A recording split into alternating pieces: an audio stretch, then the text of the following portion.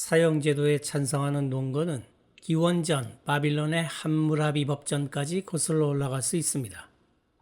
이 법전에 나오는 눈에는 눈, 이에는 이라는 구절은 피해당한 만큼의 손해를 가해자에게 돌려줌으로써 도덕적 형평성을 회복하려는 응보의 원칙을 담고 있죠.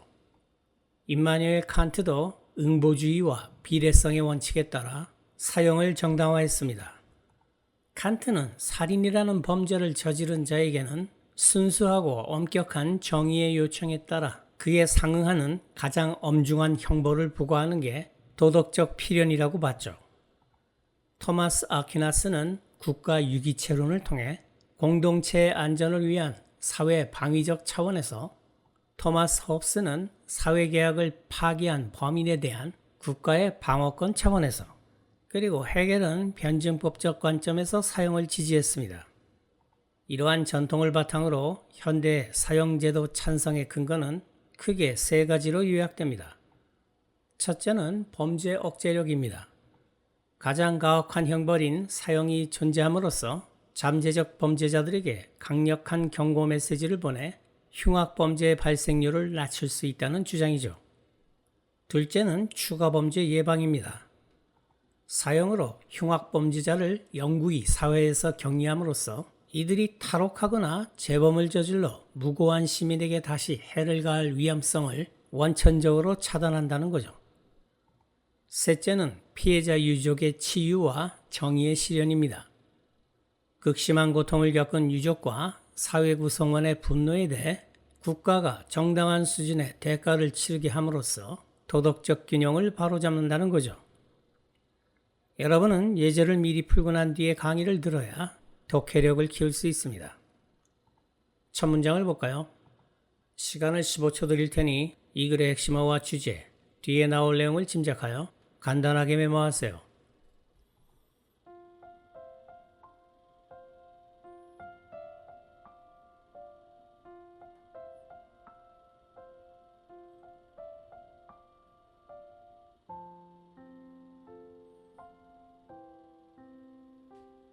같이 봅시다. 사형은 죽음으로 처벌하는 법적 형벌이며 고대 이래로 그것은 아주 다양한 범죄를 처벌하기 위해 사용되었다. 첫 문장에서 우리가 파악할 수 있는 핵심어는 capital punishment, 주제는 사형의 정의와 목적 정도 될 것 같습니다. 뒤에 나올 내용은 사형제도의 역사 혹은 찬반 논쟁이 나오지 않을까요? 우리가 파악한 이런 내용이 정확하게 맞을지 틀릴지는 별로 중요하지 않습니다. 일단 글의 방향을 잡는다는 것에 더 큰 의미가 있죠. 문제를 봅시다. 개혁가들에 따르면 사형은 1번 반드시 범죄율을 줄이는 건 아니었다. 2번 종신형에 대한 이상적인 대안이었다. 3번 언젠가 결실을 볼 것이었다. 4번 무죄인 사람에게 부과된 경우가 없었다. 내용 일치 문제이기 때문에 아직 정답을 결정할 수 없습니다. 계속 읽어봅시다. 성경은 살인과 많은 다양한 범죄에 대해 사형을 규정하고 있다. 유괴와 마법을 포함한 범죄에. 성경에도 눈에는 눈, 이에는 이라는 구절이 있는 걸 봐서 함무라비 법전에 응보의 원칙을 계승하고 있다고 볼 수 있습니다. 1500년까지 영국에서 오직 주요 중죄에만 사형이 뒤따랐다. 반역, 살인, 절도, 강도, 강간, 방화와 같은. 이 글에서 열거한 제목은 독해에서 자주 쓰이는 것들이니 암기하는 게 좋겠습니다. 그러나 1800년 영국 의회는 많은 새로운 사형 범죄를 법률로 정했고 매년 수백 명의 사람이 사형을 선고받았다. 이 시기에 영국은 소소한 절도 같은 가벼운 범죄에도 사형을 선고할 수 있도록 해당 범죄를 200개 넘게 늘렸습니다. 이를 역사적으로 피해 코드라고 부르죠. 산업혁명 시기에 급증하는 빈민과 범죄를 억누르기 위해 기득권층이 공포정치를 자행했던 겁니다. 남북전쟁 이전 미국에서 많은 범죄에 대하여 노예에게 사형이 부과되었다. 다른 사람들이 저지르면 덜 심하게 처벌된 많은 범죄에 대하여.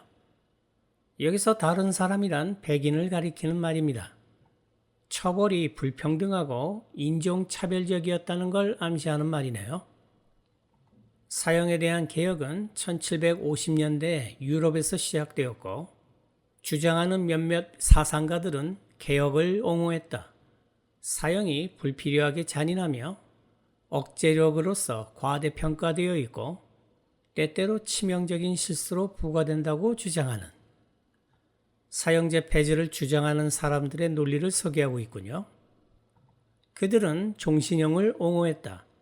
훨씬 이성적인 대안으로서 1850년대에 이르러 이러한 개혁이 결실을 보았다. 미국에서 살인에 대한 사형이 미시간주에서 처음 폐지되었다. 베네수엘라와 포르투갈은 사형제도를 전체적으로 폐지한 최초의 국가였다. 오늘날 사실상 서유럽의 모든 나라와 대부분의 남아메리카에서 그것이 폐지됐다. 그 이외의 지역인 아시아, 아프리카 그리고 중동에서 대다수 국가는 여전히 많은 범죄에 대해 사형을 인정하고 있으며 자주 그것을 사용하고 있다. 참고로 우리나라는 법에 사형제도가 명시되어 있으나 1997년 이후 사형을 집행하지 않아서 국제사회로부터 실질적 사형 폐지 국가로 분류되고 있죠. 사형을 부과하는 방법은 다양하다. 성경시대의 돌로 쳐서 죽이기, 로마인들의 지배하에서 십자가에 매달아 죽이기, 프랑스의 참수부터 오늘날 미국에서 사용되는 것들에 이르기까지, 즉 교수형, 전기사형, 가스실, 총살형 집행대, 그리고 치사주사. 참수는 목을 벤다는 뜻이고 치사주사는 독극물 주사를 말하는 겁니다. 전체적으로 봤을 때 사형제도의 정의, 목적, 역사를 제시하면서 사형제도에 반대하는 논리까지 소개한 글이군요. 다시 핵심하는 Capital Punishment. 주제는 사형제도의 역사와 찬반 논쟁. 문제를 봅시다. 보기 1번의 경우 본문에 억제력으로서 과장됐다에서 추론할 수 있습니다. 하지만 보기 2번의 경우는 주객이 전도됐고 보기 3번의 경우 사형이 결실을 본다라는 표현이 어색하며 보기 4번의 경우는 본문 내용과 상반됩니다. 정답은 1번. 사형제도에 반대하는 사람들이 제시하는 논거는 크게 4가지로 요약할 수 있습니다. 첫째는 생명권의 불가침성입니다. 인간의 생명은 절대적인 권리이므로 어떠한 법적 절차를 통하더라도 국가가 개인의 생명을 박탈할 수 없다는 주장이죠. 둘째는 오판의 위험성과 돌이킬 수 없는 결과입니다. 판사와 배심원도 불완전한 인간인 이상 증거 조작이나 수사 오류로 인한 억울한 사형수가 발생할 수 있죠.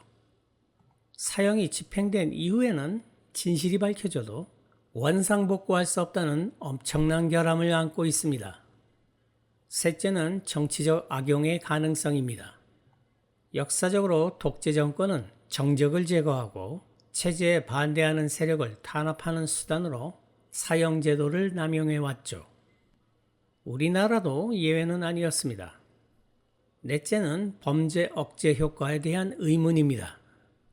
통계적으로 사형제도가 정신형보다 흉악범죄 발생률을 더 효과적으로 낮춘다는 명확한 인과관계가 증명되지 않았죠.